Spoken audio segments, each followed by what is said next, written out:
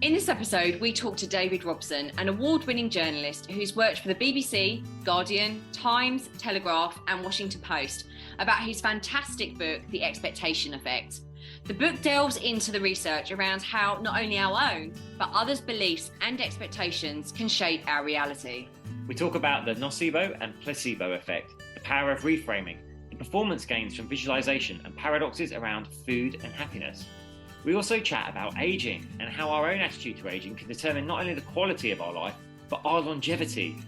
You're going to find this fascinating, and there are so many takeaway suggestions that you can start applying, start altering your expectations and ultimately your outcomes for the better.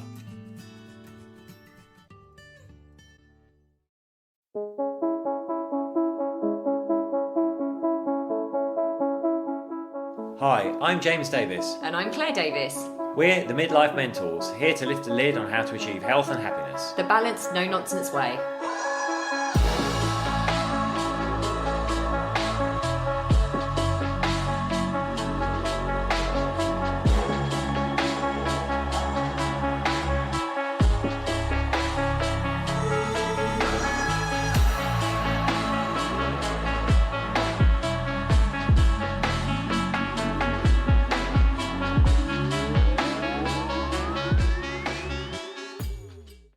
Hello and welcome to another episode of the Midlife Mentors with me, James. And me, Claire. How are you? Now, I am going to be very British and talk about the weather again, because every time we've recorded this, it's been miserable outside in London, but it's bright sunshine, which means I'm happy. Well, Claire, we're going to learn an interesting fact, or many interesting facts from our guests today. Maybe you should just learn to expect good weather. I knew you were about to say that.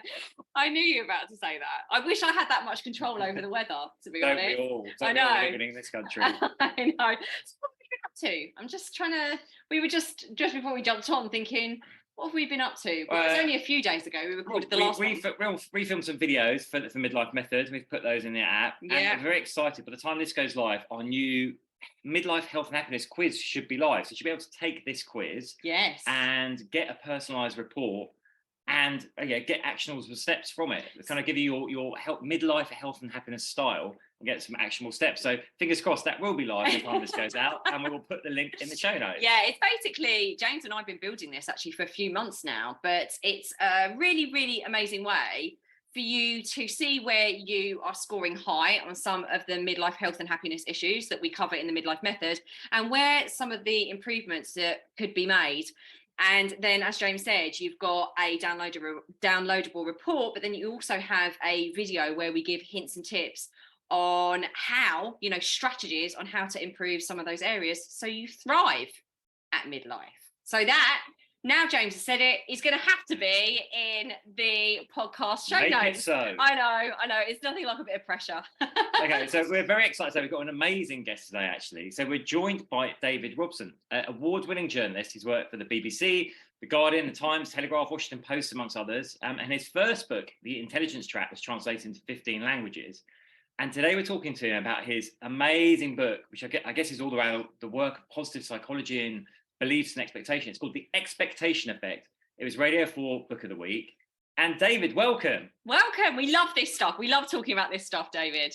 Thanks so much for having me. Yeah, I'm really looking forward to the conversation. Good. Awesome. Well, you obviously put so much work into this book. It covers so much ground. There's so much research in there. I think maybe a better if you just slightly introduce it, but it's really fascinating to us, like how much your beliefs and expectation can shape your reality and your destiny ultimately. Yeah, absolutely. So that is the thesis of the expectation effect, that our beliefs really can create these self-fulfilling prophecies. And I say that it does this through three main mechanisms, which is changes to our perceptions, changes to our behavior, and changes to our physiology. It's all based on really robust science. And so what I'm not saying is that just by changing our beliefs alone, that we can, achieve absolute miracles. Like, I'm not saying that you can manifest being rich and suddenly you're going to win the lottery. I'm not saying that you can cure cancer just by positive thinking. But the fact that you can't, do these kind of supernatural miracles doesn't mean that our expectations aren't still incredibly powerful. And they really do have a huge effect on all kinds of outcomes. So, it could be like how productive your workouts are. how easy you find it to go on a diet, and actually, you know, whether you get those hunger pangs later on. There's even research showing that your expectations about aging can determine how long you live. So, you know, these are all things that we should be considering. The fact is, we're influenced by expectation effects all day, every day.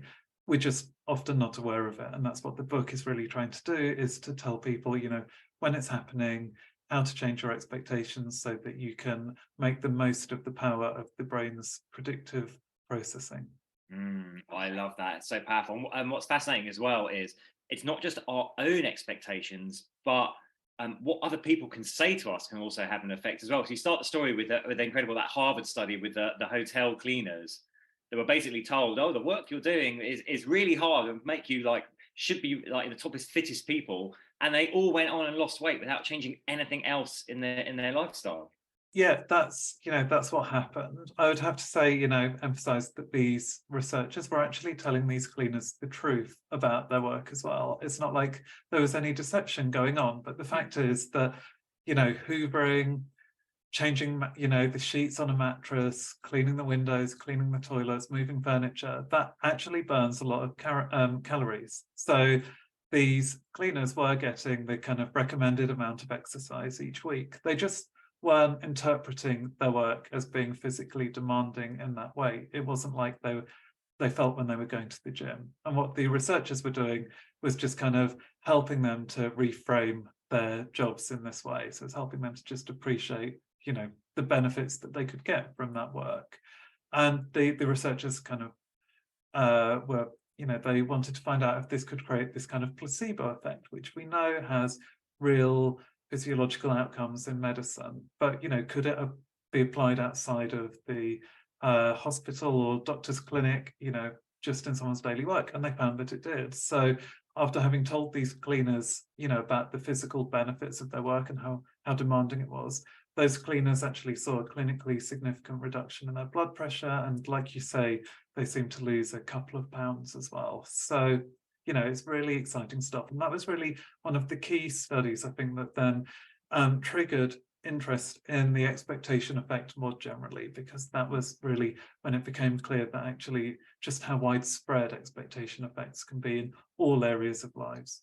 Yeah, it's fascinating. It's really fascinating, just like that, by reframing their perception of what they're doing, that there was actually a physiological effect from it. It's amazing. This is the stuff that we love and we work with on our clients all the time. So it's great to speak to you about this. The other thing that I was fascinated by was complaining good sleepers. So people who actually sleep well but think I had a terrible night's sleep, actually have like a worse performance the next day than people who genuinely did sleep badly but didn't think they did. That's fascinating. I do know someone a little bit like that, though. Wow, because of all the housework you get me doing, we just heard. Right. Yeah, no, I mean, my partner's a complaining good sleeper as well, and I would say I'm a non-complaining bad sleeper actually. So I could, you know, often spend a few hours a night kind of laying awake, but then I'll kind of get up in the morning and think, well, you know, even though I lost that sleep, I kind of slept okay for the other few hours and, you know, didn't have any kind of bad outcomes. Whereas he might stay awake for, you know, 15 minutes because of a car alarm, and he thinks he's, you know, like the next day is a write-off. It's a write-off. Oh, I slept really badly. Do you know what? This just leads me to actually why I'm not a massive fan actually of wearables. You know, things that check our sleep, check how many calories we burn and all that sort of thing. I think it is a really great incentive for some people that don't move and some people that aren't particularly connected to, I don't know, like themselves and their physicality. But one of the reasons that I'm not a massive fan is because we did actually have a company gift us these wearables. I won't say which ones they are, but we had these wearables on a couple of years ago, and it just became a bit obsessive actually. So the expectation of it changed my perception of what my expectations were, if that makes sense. So I thought that I was a really bad, I thought I was a really bad sleeper, and it actually kind of showed me that I was in and out of sleep. But what I noticed was I then started becoming very obsessive and expecting to sleep badly, and therefore my sleep got worse by by having this wearable on, and then obviously yours showed you that you slept quite well. But on the days that it told me I had a bad sleep, You then I'd be expected to like, have a if I bad woke day. up feeling fine, I'd be like, oh, well then I must feel fatigued and tired. It was really interesting. Yeah, that's why I'm not a fan of wearables. No, I mean, I think I do have issues with wearables in that I think, like, especially with something like sleep, I don't think that they're going to be so accurate. And so there is the chance that they're creating kind of more needlessly negative expectations about people's sleep. Yeah. Exactly. I mean, I think the positive of something like a Fitbit or like an Apple Watch is that it does help you to recognize when you are doing exercise. So those hotel cleaners may well have realized how many calories they were burning if they had been wearing a wearable. So in that case, I think it can be quite good for recalibrating our expectations, but we just have to be conscious of kind of which bits of data to take seriously and which to maybe take with a pinch of salt. Yes, I think some people, I think with those that people can get a little bit obsessive over it is how I think, and actually rather than connecting with their own sense of self, can actually be looking to a wearable to tell them what's going on in their physicality. So anyway, so obviously our beliefs shape our reality, and a good chunk of the book is about our potential reaction to medication, actually based on our beliefs. Could you just share some of the findings there with us, David?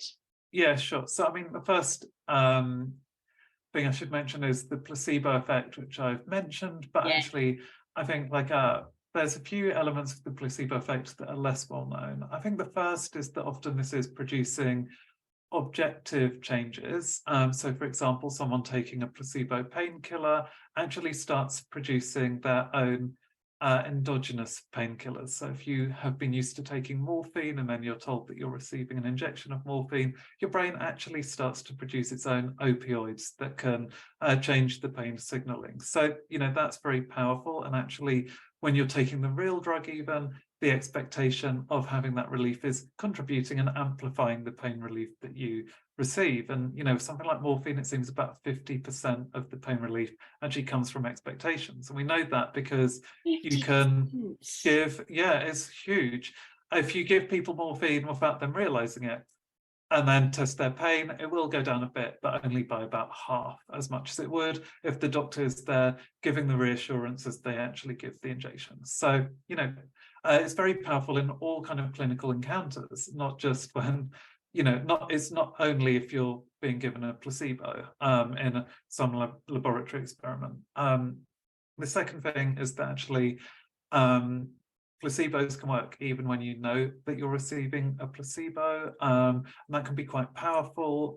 There was a study from Portugal that has now been replicated, but they took people with chronic back pain and gave them a pill of placebo pills that clearly said placebo pills, take 2 a day. And then they gave the participants this kind of presentation about the expectation effect. So they gave them this knowledge that, positive expectations can help the brain to release its own endogenous opioids, that lots of people get this kind of significant pain relief, just from the belief that they're going to get better. And that information, combined with the ritual of then taking the placebo, seems to have been very empowering and actually did then reduce their pain symptoms by about 30%. Now that's a clinical threshold. So if you were testing a new drug, you'd want to see that it had a 30% reduction in symptoms before you kind of put it on the market. So, it's very significant. And for those people, they followed them up 5 years afterwards, and they found that actually even then they just showed better outcomes with their pain than people who had been on a waiting list, who hadn't actually gone through with that treatment and had just been receiving their treatment as normal. So actually, this experience of the open label placebos had a long-term effect. It actually seems to have helped them to cope mentally, but also physically with their pain.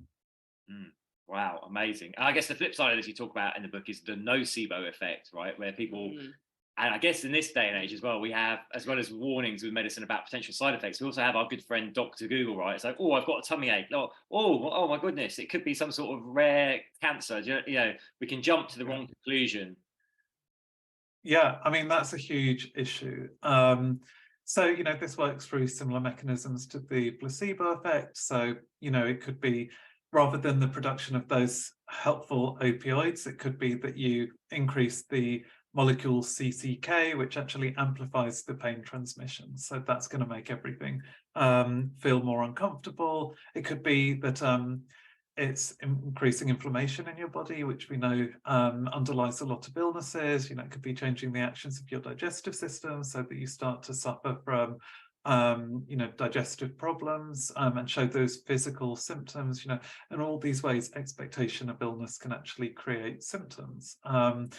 One obvious place where this manifests is with drug side effects. So we know that when people are given placebo pills, believing that they're the real pills, they experience not only the benefits, but also the side effects that you would expect from the real drug. And that's actually very common.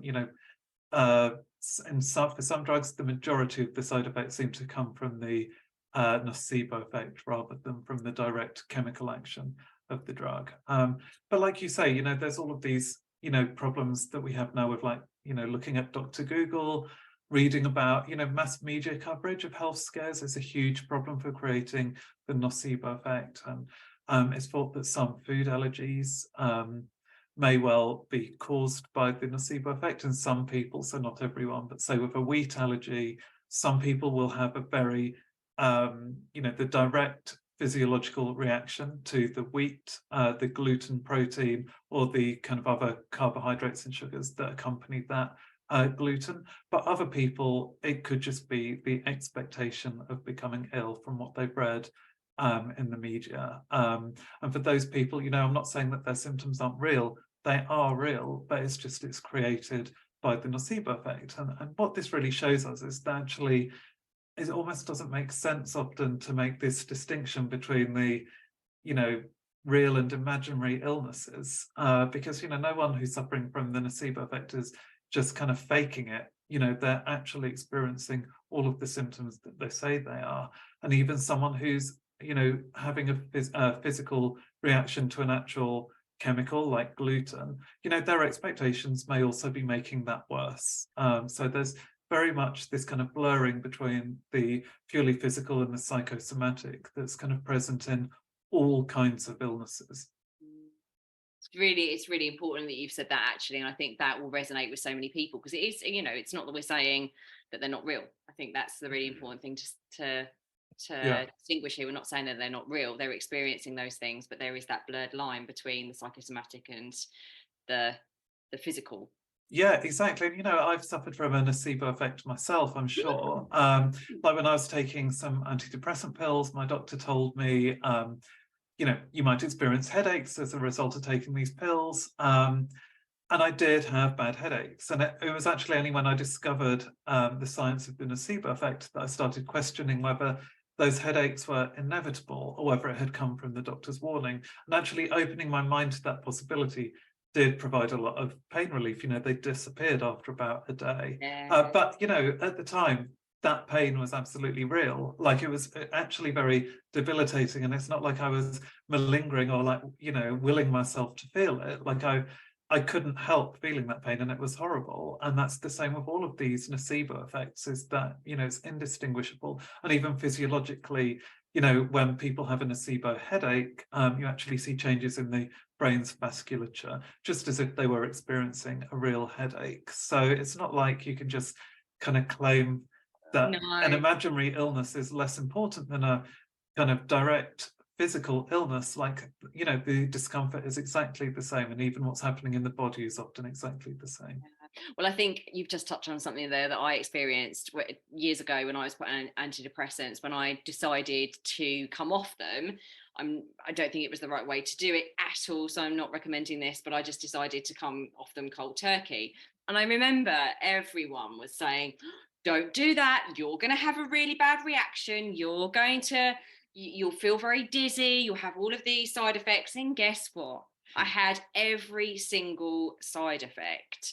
But I think, even though I wasn't necessarily in this world as much as I am now doing what we do, I still had that perception of, or understanding, that it could be because I've been told all of those things. So like you, I kind of opened up my mind and thought, is this because I was expecting this reaction, and how much is it is actually physiologically true, and how much is it was I expecting it?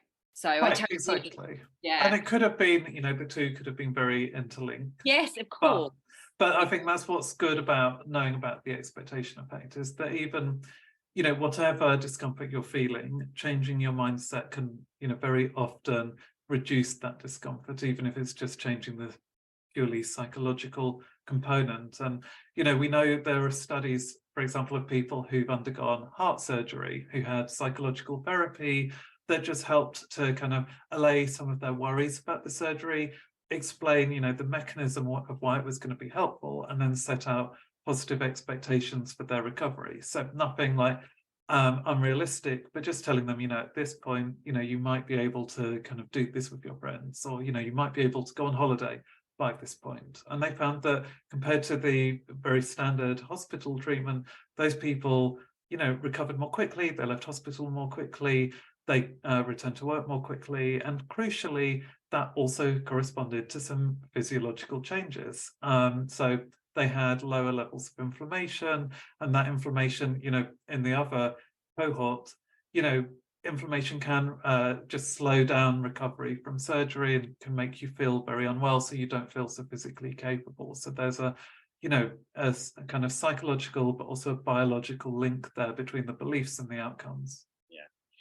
One thing I love about the book, apart from all the fascinating research in there, is that you end each chapter with a kind of recommendations, tips to how to apply it to your life. Like you mentioned there with your experience of the headaches, going, well, actually, now I've got awareness of this. Could it be that? And just bringing that awareness to it. So I love that there's always helpful tips.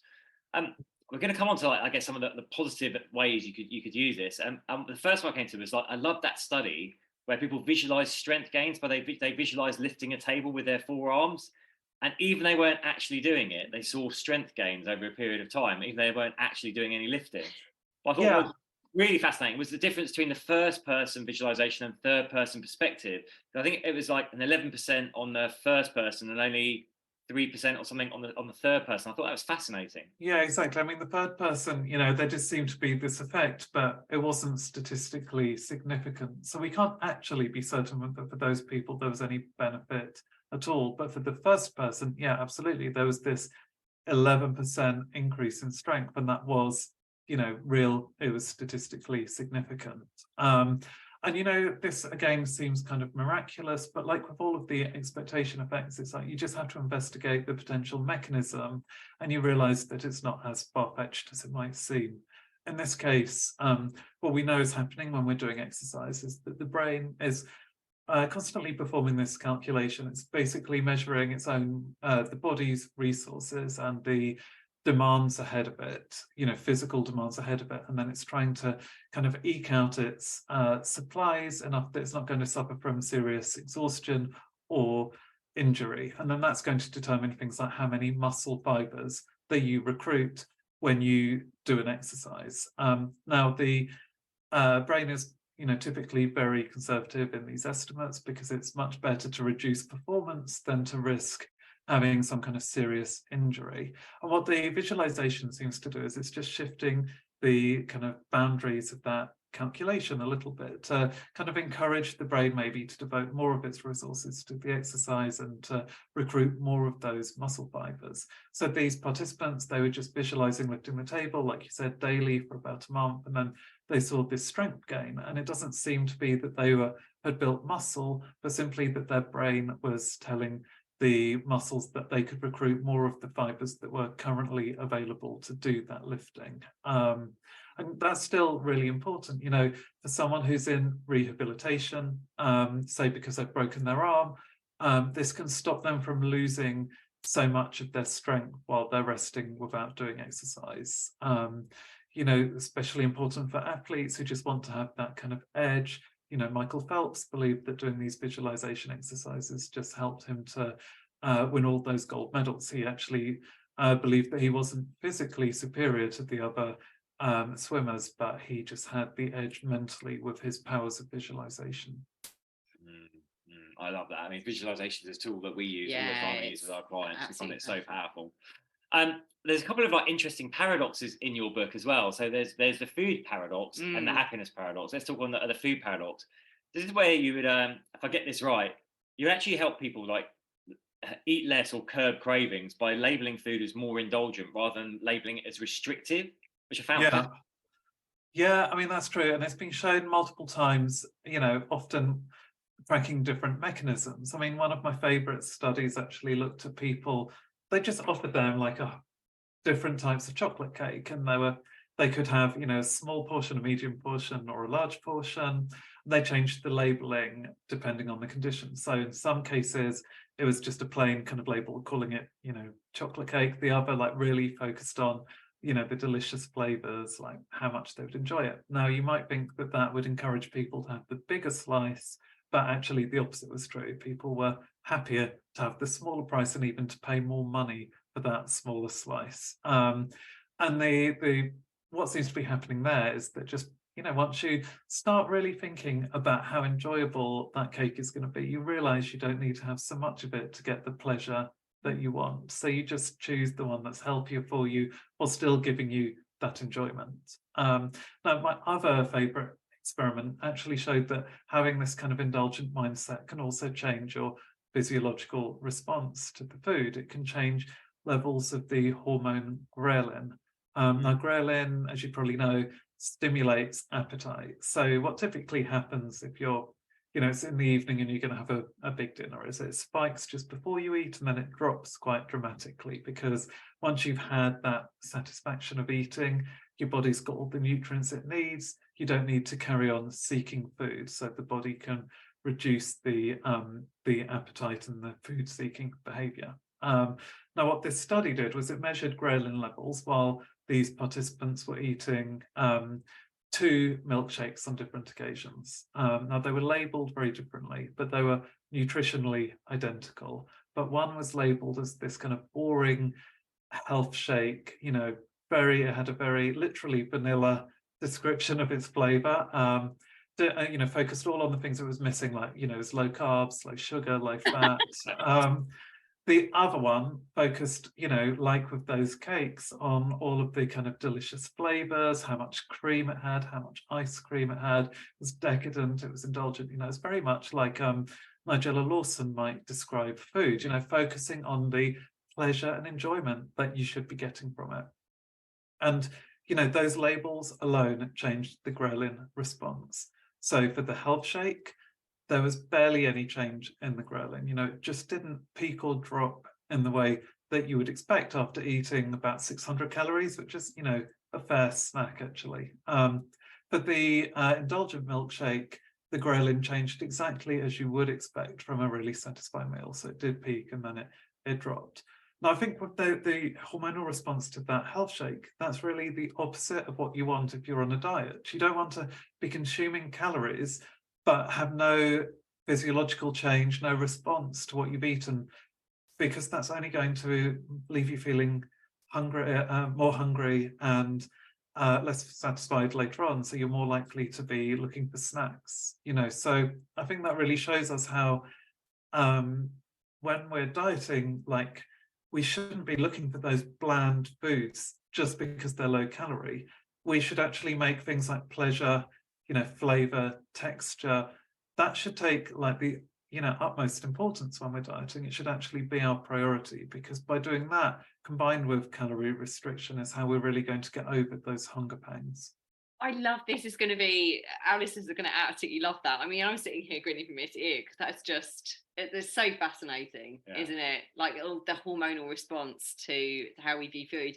So also you talk about the happiness paradox as well. So the food paradox and the happiness paradox, and how feeling pressured to be happy or positive can be a cause of stress.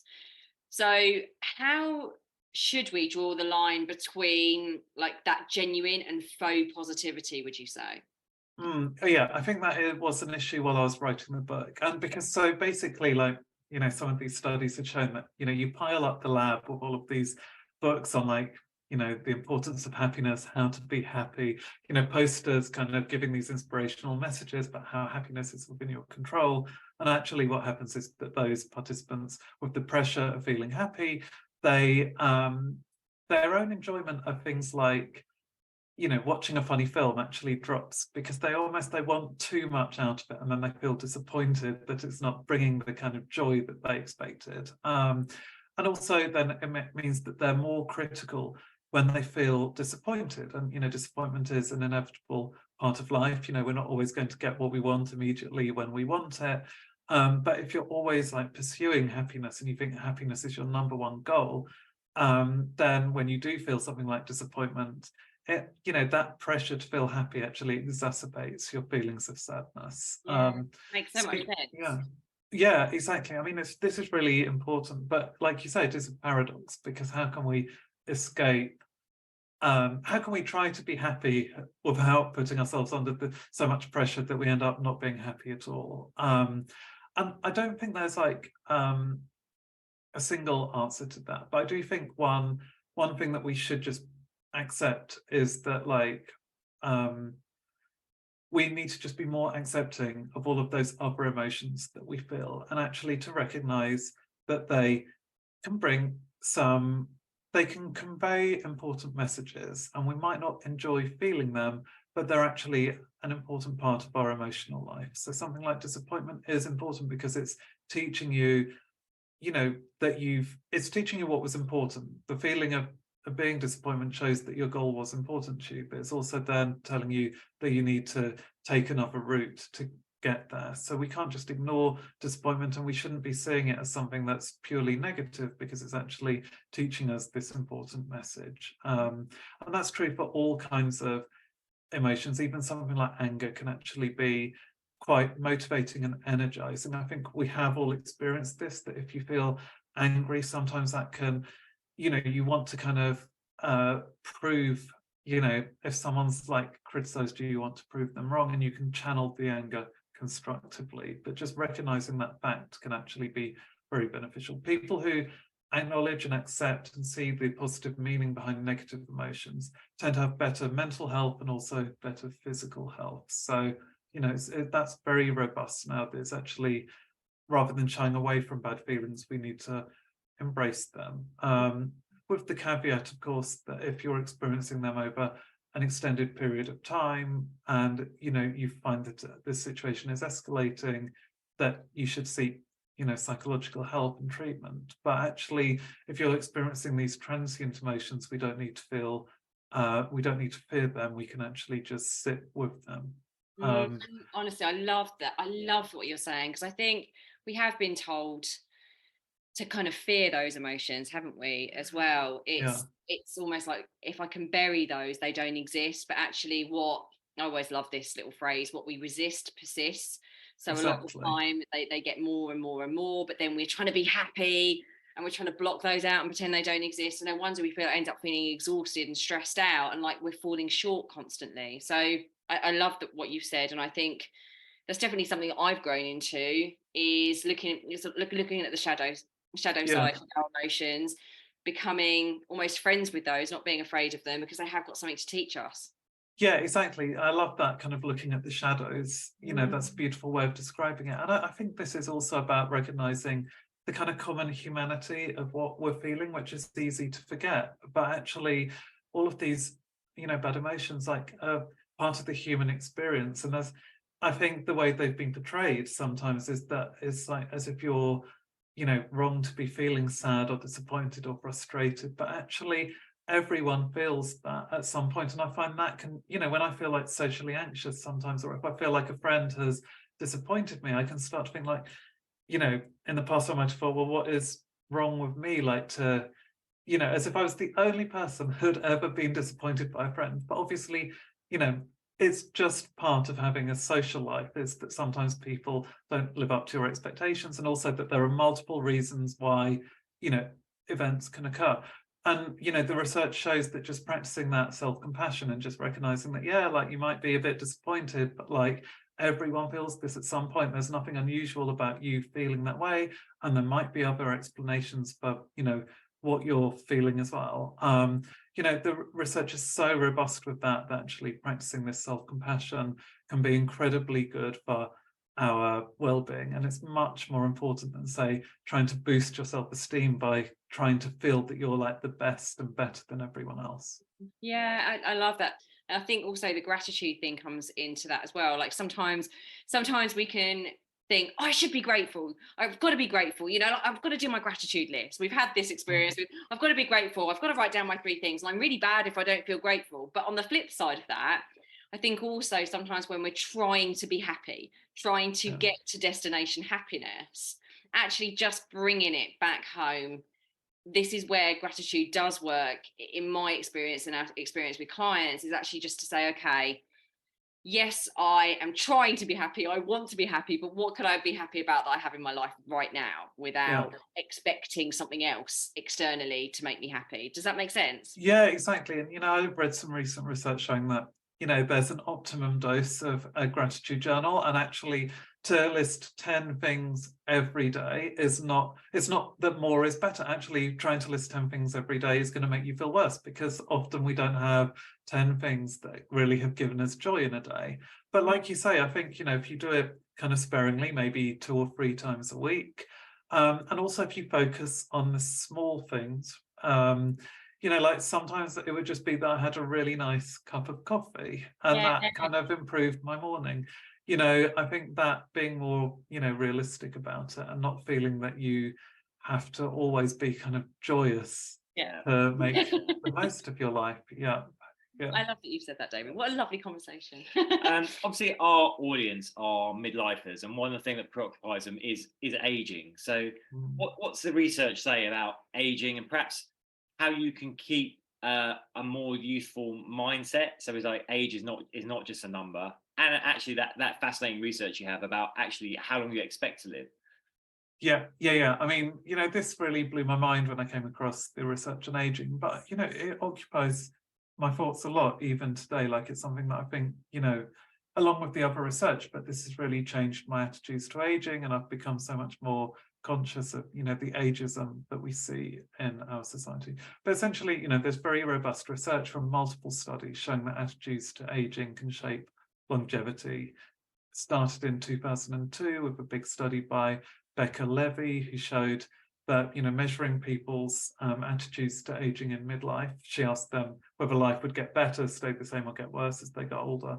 Their responses then predicted how long they would live decades later. The difference between those who had the more positive expectations and those who had the negative expectations was 7.5 years. So a huge part of your life expectancy.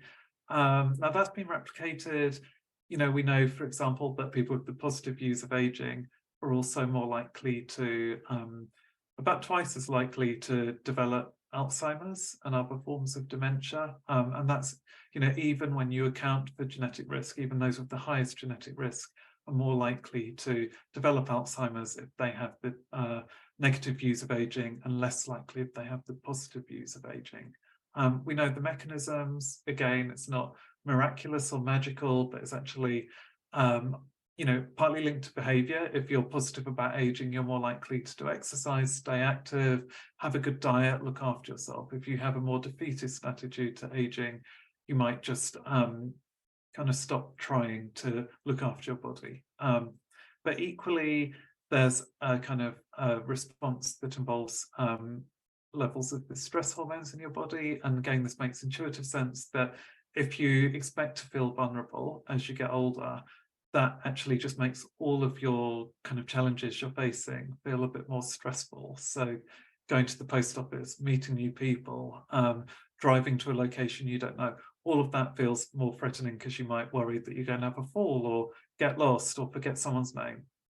So you see levels of cortisol, the stress hormone, rising in the people with the negative views of aging and dropping in the people with the positive views of aging.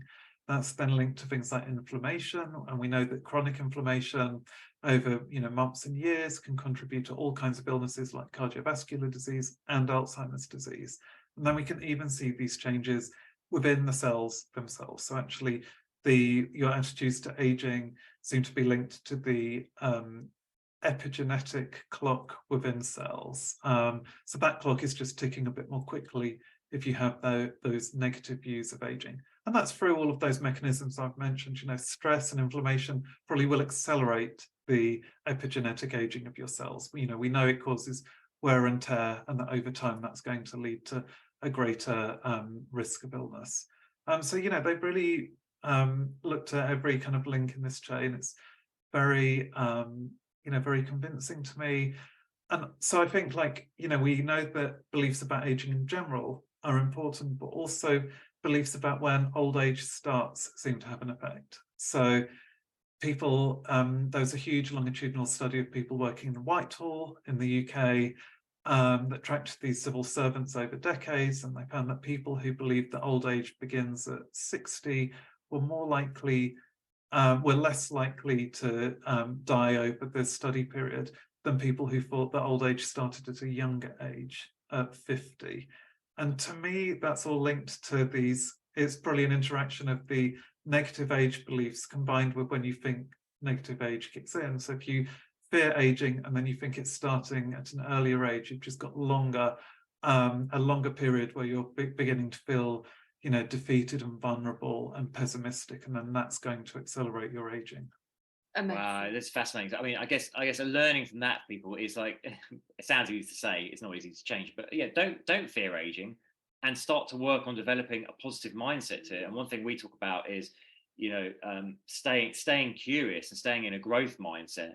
I think as we age, there's a lot of research out there says we become more risk averse, and we tend to shrink into ourselves. Actually, we want to be doing the opposite. We want to be kind of pushing out and growing and learning new things. Again, I'm sure there's research out there that says if we learn new skills, new languages, that helps the brain actually slow down the aging process for the brain as well. So yeah, listeners, you've heard it, research, have a positive attitude to aging, and start taking the steps that go along with it. Start looking after your health in tandem. So as I said at the beginning, it's not just about your beliefs, it's about the actions you take as well.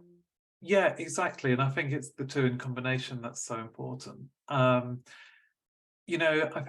often think of it being you can have all the good intentions, and I include myself in this, of say doing, exercising 5 days a week. And you can carry that out. But if you have the negative expectations of your fitness, that's just going to have fewer benefits to your health than if you have the positive expectations of your own fitness. So, it's like taking the brakes off of your progress, essentially. That's how I see this. And I think, with aging especially, that's really important, that recognizing that, aging is inevitable, but actually you do have some autonomy and control over what your aging looks like. So if you do exercise, that is definitely going to make the process easier. If you push yourself out of your comfort zone, that's going to make those years potentially a time of excitement and growth rather than fear and decline. All of that's important. And I spoke to some wonderful people like Paddy Jones, the world's oldest acrobatic salsa dancer, who only began doing her professional dancing in her 60s after her husband had died. And when I'm thinking about my own kind of future, I really like to kind of think of people like Paddy, and I hope they'll be like that I'll always be looking for new challenges. I love that. Thank you for sharing that. Yeah, it's beautiful. So David, what was the most interesting or staggering thing? This is going to put you on the spot here. What was the most interesting or staggering thing you learned while researching the book? I mean, so much, but what would you say was the most interesting and staggering? So I do think the work on aging was the one I started out the most skeptical of that research, but then looking at the sheer amount of research that had been done and how they'd meticulously tracked each stage of this kind of mechanism, linking beliefs to epigenetic aging, I found that absolutely staggering. And in terms of so basically I've tested everything in my book myself. I don't really write about any technique you could use unless I use it myself, and because I want to know that it is practical to do so. And for that, I do think the really changing the way I appraise fitness had the biggest impact for me. So there's lots of research showing that your attitudes to your own fitness can determine your performance, but also how much you suffer or enjoy your exercise, and that can be linked to everything from like objective measures of the oxygen and carbon dioxide exchange within your lungs to the release of those endorphins that give you that runner's high afterwards. And again, I'm not saying go to the gym and imagine that you're like an Olympic athlete and immediately you're going to kind of lose weight and like develop superhuman strength and become a world champion.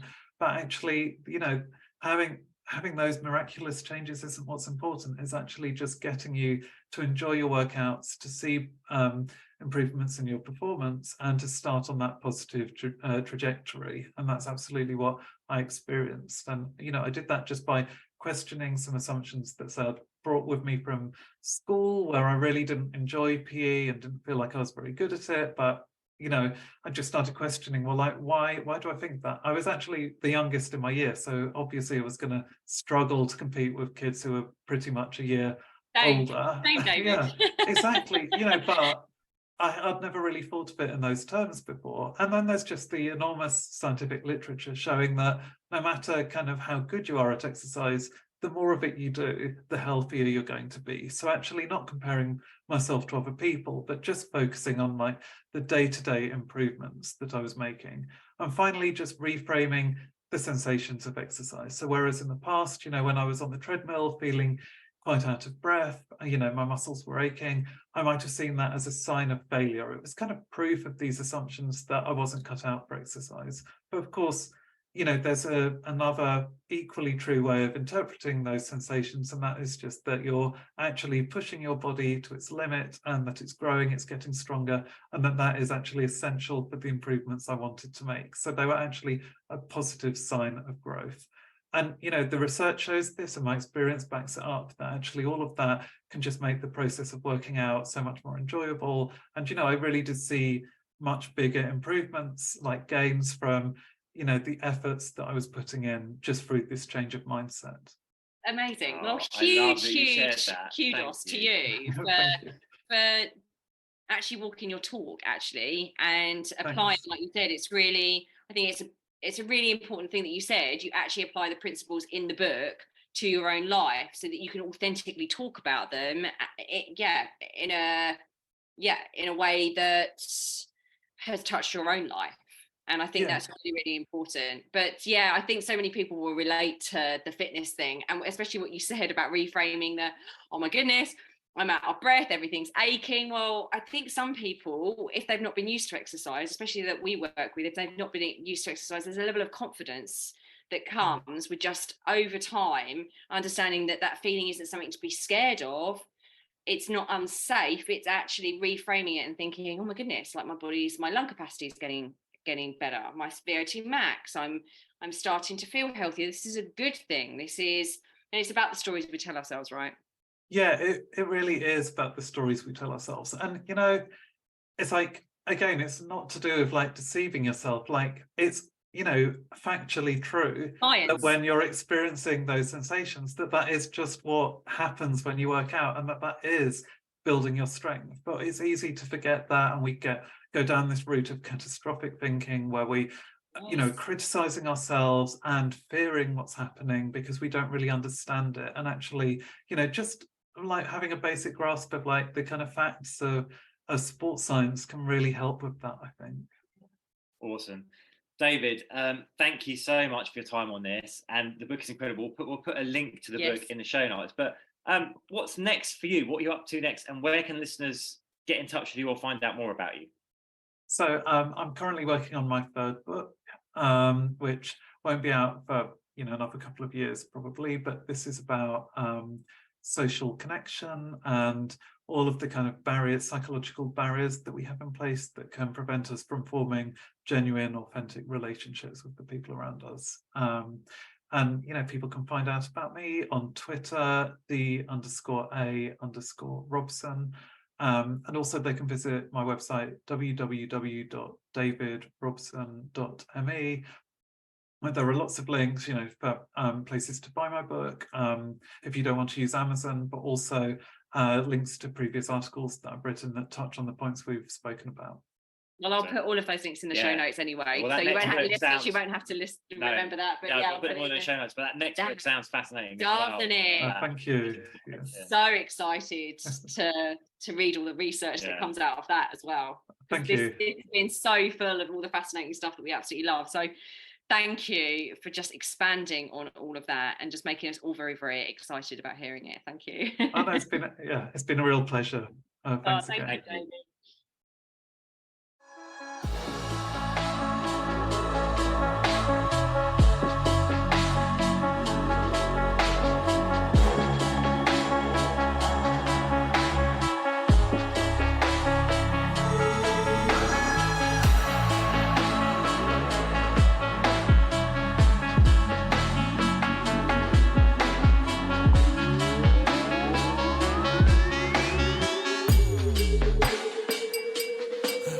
Yeah. You've been listening to the Midlife Mentors with Claire and James Davis.